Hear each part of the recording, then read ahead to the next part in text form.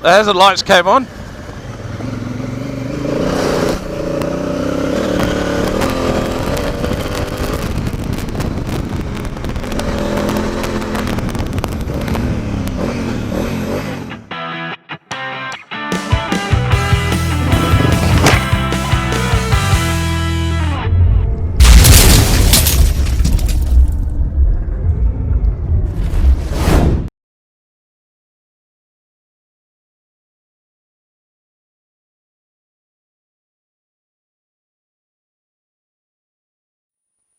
Well, good morning, big bikers. There it is, the 2018 Africa Twin Adventure Sport.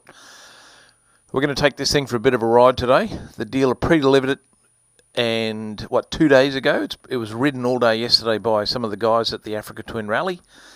I get to have a ride of it this morning, and I'm pretty excited.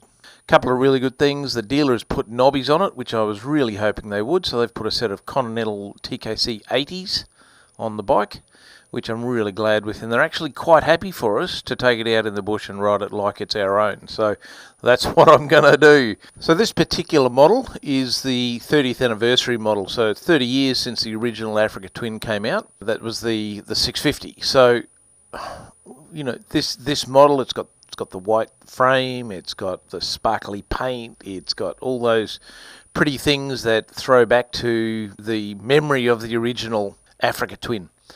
I'm not going to focus on any of that. I'm not going to focus on the 4 different presets in the traction control, user settings, and 6 or 7 different traction control modes. I'm not going to focus on any of that. That you can read all about that. I'm going to look at this from the perspective of a current Africa Twin owner, and what have Honda done to this new bike to make it a worthy successor to the already very, very successful Africa Twin model that's already been out for a couple of years. This model is the manual version, it's not the DCT, so let's get on and have a ride. Okay, so one of the first things you notice is the layout of the dash, completely different. There's a bit of glare on this one. Let me just move that out of the sun, you can't see it that well. But it's got that same problem that it had before with all the dust on the screen. Just something that we're going to have to come to terms with. It's got a nice shade on it, which is good. I don't like high screens because you get all this sort of thing where it just gets dusty and behind it and horrid. So mine's got the short screen and it's black, so that's much preferred. So it's the different modes. Heated grips over here. Oh, heated grips are on. Turn that off. I don't know how to do that. Pressing it or something. There we are. Probably press and hold it. Turn it off. All right, let's go. See what this is like. Quiet. That's the first thing you notice compared to mine. It's quiet, which is okay. But it's not too quiet. It actually sounds like it's got a throatier note. Tank's bigger, noticeably. That's the first thing you notice when you get on. It's just nice and wide across the shoulders. So that's okay. Not obtrusively. The seat feels really nice. I really like that seat. It's shaped better for me. The modes, I don't know, where are we? Touring mode, urban, gravel, and user, so preset. So there's those 4 settings. So we might just leave it in urban for now, eh? Let's go for a little bit of a ride before we hit the dirt. Oops, let's just wait for the traffic.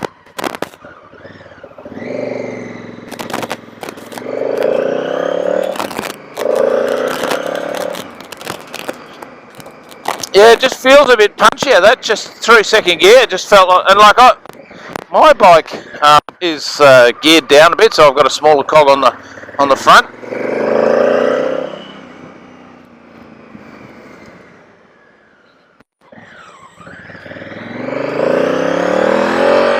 Oh.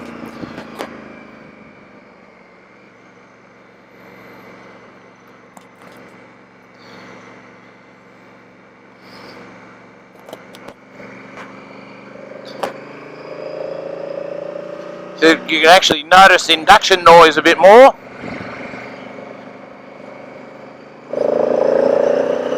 Yeah, quite a lot more induction noise.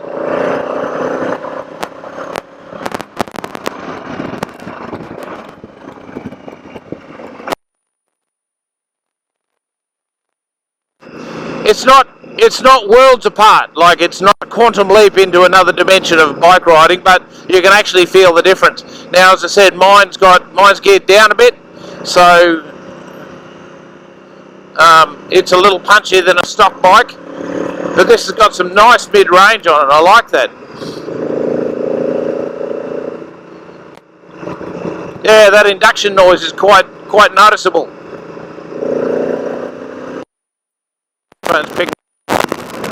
I might just do a U-ey up here, head back into town.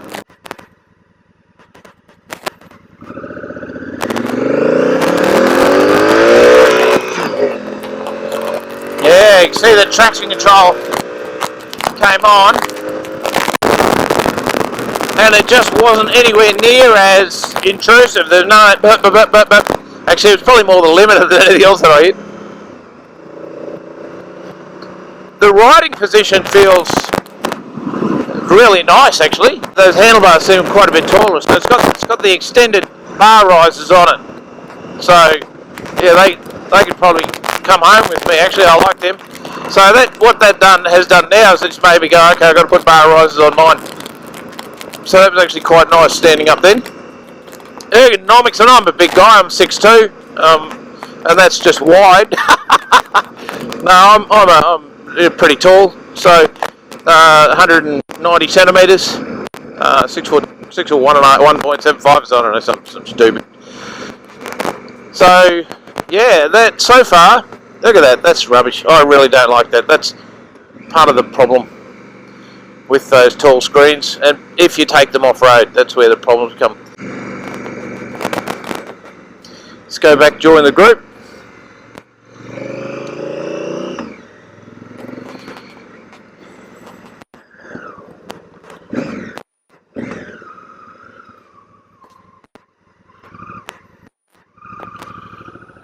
Oh, okay. Well, that makes more sense, doesn't it? Just in terms of servicing, for sure. Let's have a look. Look, the first thing you notice when you get on this is actually the suspension is quite nice, and I've modified the suspension on mine. Yeah, that's much more sensible.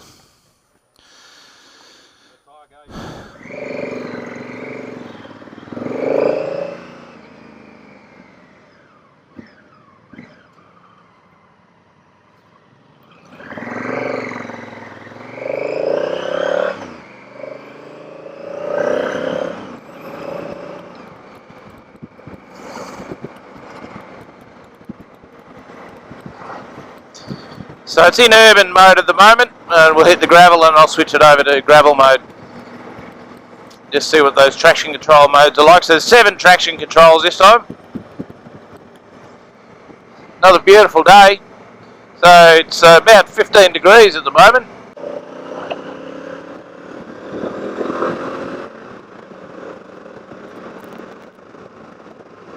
Oh, I don't like that screen. A lot of buffeting there. Again, that's why I dropped mine down. And I know it's different for the guys that live in the colder climates. Some of the fellas up in the northern hemisphere, you like to have the screen protect you to keep the wind off. I get that. But here, it's good to have airflow across your body, and that screen's punching the air right onto the peak of my helmet.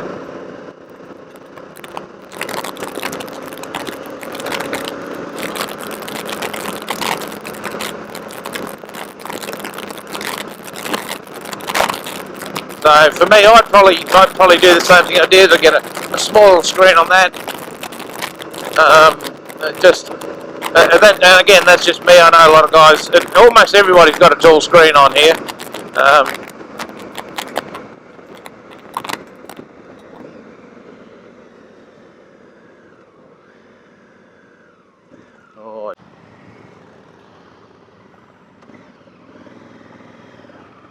So I'll put that in. Yeah,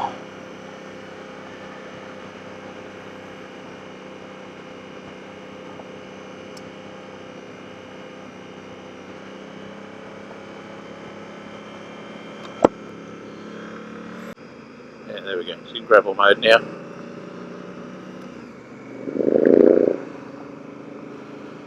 Yeah, those bar risers are really good. I actually was pretty comfortable, pretty happy with how comfortable mine was.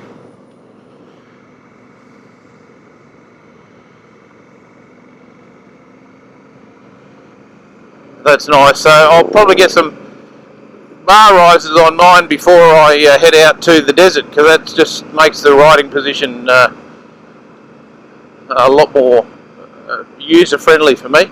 So that's good. Sorry about all the dust. There's not much I can do about it, unfortunately.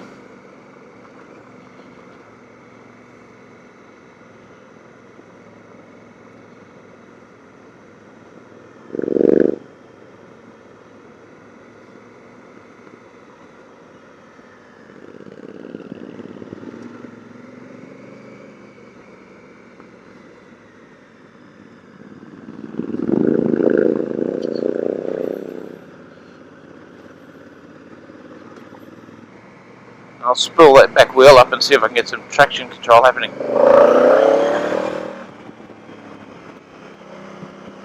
Yeah, I'm glad they put knobbies on it so we can do this sort of thing. So it's Pro Honda Motorcycles. There's 3 dealerships in the southeast Queensland region. So they've been really instrumental in supporting this rally. So thanks to Paul and Glenn from Pro Honda, and also Rob from Honda Australia came down, which is great. So he's the dealer manager. So he came out yesterday and bought us all lunch, which was pretty cool. So it's really nice to see Honda getting in behind, their brand.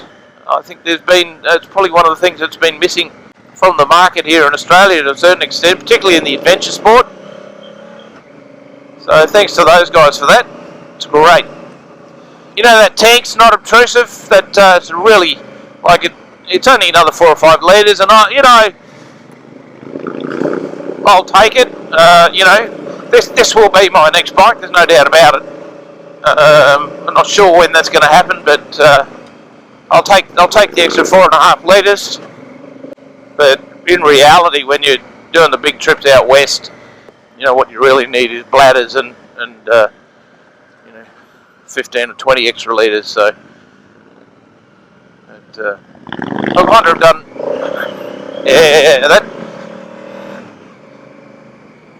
Honda have done a great job with this bike. The development of this bike, I think, is terrific. Interesting that I just don't know if you felt that traction control slipping then. So it just, instead of that big stutter that you get on the current model Africa Twin, it just kind of smooths it out, and you just get this, instead of a bang, bang, bang, bang, bang, you just get, so it just really smooths out the intervention. So it's not quite so. Get up past these guys.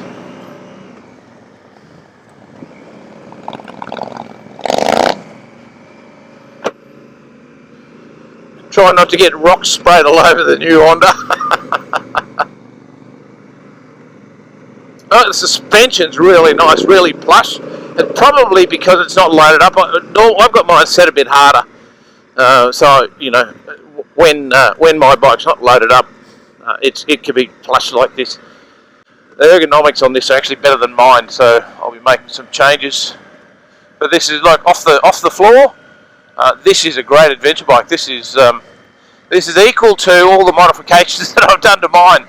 So you probably pay a little bit more than the current model. I mean, these are about $2,500–3,000 more than the original model were, and the 3,000 ones for the DCT. So I think it's probably worth it, because you're going to be spending the money making the modifications to the existing one anyway.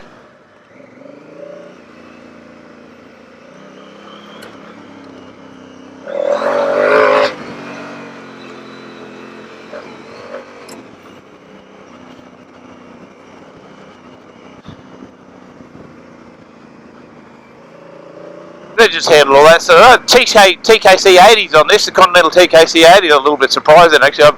As I'm doing that manoeuvre, I'm going, oh no, I hope these tyres are okay. And I'm used to my Pirellis, but the TKC 80, whoo! Well, there you go. The TKC 80s, not quite as much sidewall grip as the Pirelli Rally.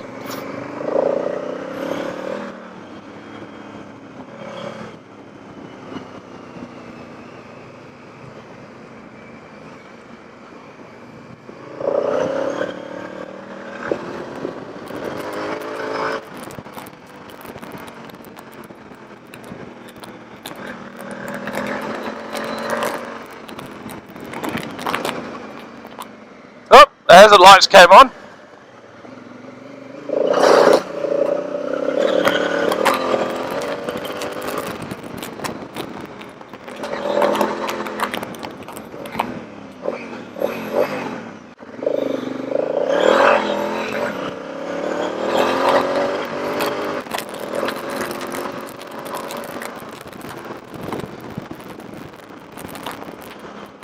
So,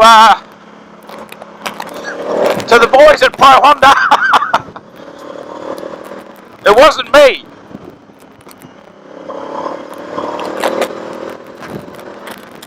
You know, for a stock standard bit of kit, I tell you, this is not bad. I'm pretty impressed with this.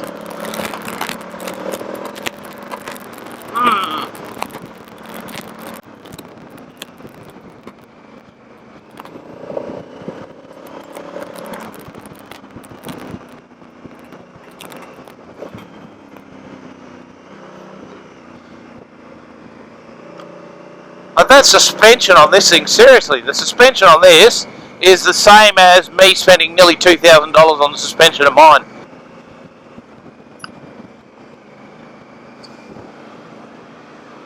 Yeah, no, I like this. Well done, Honda, good job.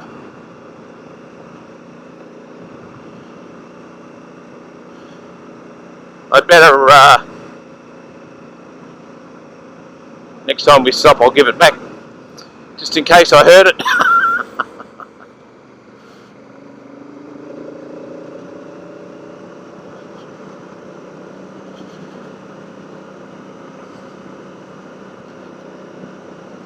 Yeah, I don't know if you noticed, when hard braking on this, the hazard lights come on, so it's obviously got an accelerometer in it somewhere.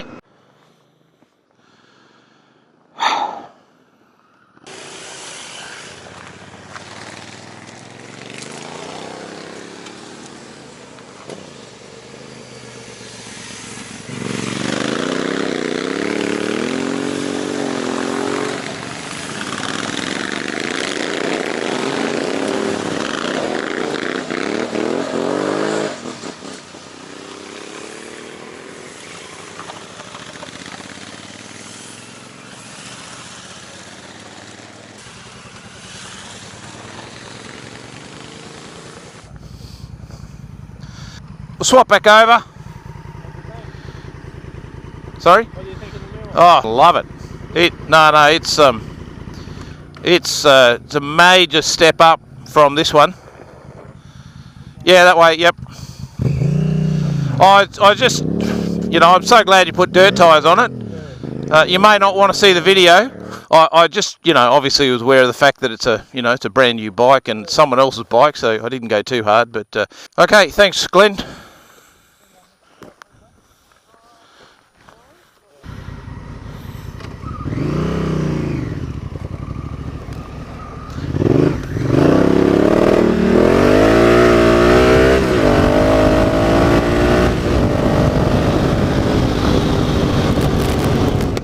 I do want to say that I was sponsored by Honda to give my opinion. They bought me a sandwich on Saturday and a drink of water and a couple of beers on Saturday night. So I did take payment for my opinion, but my opinion is unbiased. I am a Honda owner and I'm a Honda Tragic, so it's as unbiased as a Honda Tragic can be on a brand new Honda. But no, seriously, thanks to the guys at Honda. It was a really, really good weekend, and it'd be great if we could just do a lot more of those all over the place. It'd be awesome.